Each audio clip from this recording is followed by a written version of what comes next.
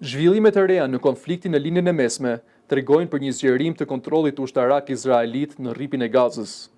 Sipas hartave të siguruara nga burimet ndërkombëtare, forcat izraelite tashmë kontrollojnë afërsisht 2/3 e territorit. Harta e fundit paraqet një vit të re, të quajtur linja portokalli, e cila shtrihet përtej linjës së verdhë të përcaktuar në armëpushimin e ndërmjetësuar nga Shtetet e Bashkuara në tetor. Kjo vije re përcakton zonat e kufizuara, ku organizatat humanitare duhet të koordinojnë çdo lëvizje me ushtrinë izraelite.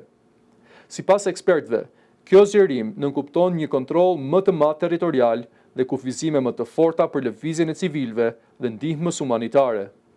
Xhad Isak, studiues palestinez, vlerëson se rreth 64% e Gazës tashmë është jashtë aksesit të lirë dhe nën kontroll të drejtpërdrejtë ushtarak.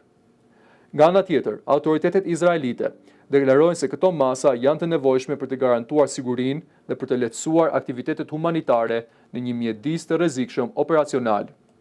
Megjithatë, organizatat palestineze paralajmërojnë për pasoja të rënda për popullsinë civile. Sipas Amjad al-Shawa, mijëra familje janë bllokuar mes dy zonave, duke i përballur me mungesë uji, ushqimi dhe shërbimesh bazë.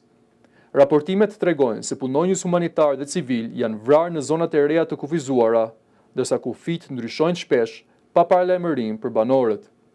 Në terren, shumë banorë të zhvendosur thonë se shpresat për të kthyer në shtëpitë e tyre po zbehen, ndërsa kufizimet shtohen dhe pasiguria rritet.